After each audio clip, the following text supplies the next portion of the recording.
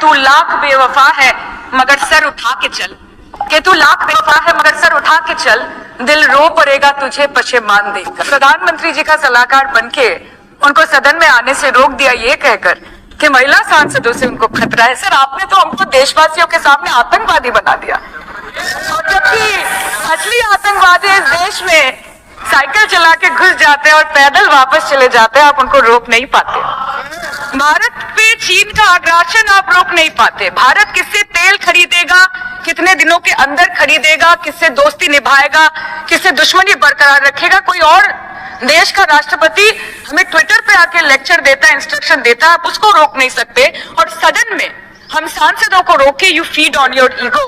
Sir, कृपया इतना भरोसा रखिए कि लड़ाई नीतियों की है, विचारों की है, आपके और हमारे परिवारों की नहीं, इस देश के लोगों के अधिकार की है। हाँ, लड़ते हैं हम आपसे, हम लड़ते हैं आपसे, संविधान हाथ में लेके लड़ते हैं, हाथ में हमारे तलवार नहीं है। सर, 2023 के विंटर सेशन में 141 ऑपोजिशन एमपीज को एक साथ सस्पेंड कर दिया गया था, और करने के बाद भारतीय न्याय संहिता लेकर आए एक नया क्रिमिनल लॉ जो पूरे देश के क्रिमिनल कोड के प्रोसीजर को बदल देता है, जो स्टेट्स के लॉ एंड ऑर्डर को डायरेक्टली अफेक्ट करता है। सर, बाहर भी बुलडोजर चलाएंगे और सदन के अंदर भी बुलडोजर चलाएंगे। सर, ऐसा नहीं होता है।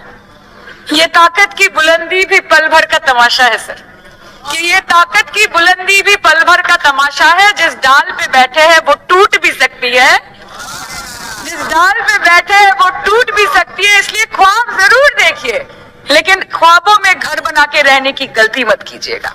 बैठ के सिर्फ वाह मोदी जी वाह करना है, सर कीजिए, पर आपसे विनती इतनी है कि डेमोक्रेसी को बचाइए और कृपया इस सदन को किसी पार्टी ऑफिस मत बनने दीजिए। सर, यही दरख्वास्त है, क्योंकि ये सदन जैसे हमारे आदरणीय प्रधानमंत्री के लिए मंदिर है, वैसे हमारे लिए भी मंदिर है, और गणतंत्र हमारी पूजा है, संविधान हमारी गीता है।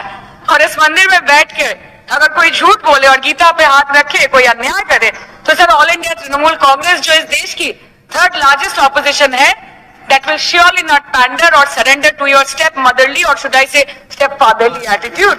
तो सर से व्यक्तिगत रूप से मुझे कोई भी विरोध नहीं है, और मुझे ये बुरा लग रहा है कहते हुए कि मैं पहली बार की सांसद हूँ और मेरे पहले टर्म में उनके विरोध में मुझे ये अविश्वास और अनास्था प्रस्ताव लाना पड़ रहा है। मैं चाहती हूँ कि उनकी चेहरे की हंसी सदैव बरकरार रहे, और इसी संदर्भ में मैं एक शेर कह के अपनी बात खत्म करना चाहती हूँ कि तू लाख बेवफा है मगर सर उठा के चल, कि तू लाख बेवफा है मगर सर उठा के चल, दिल रो पड़ेगा तुझे पशेमान देखकर।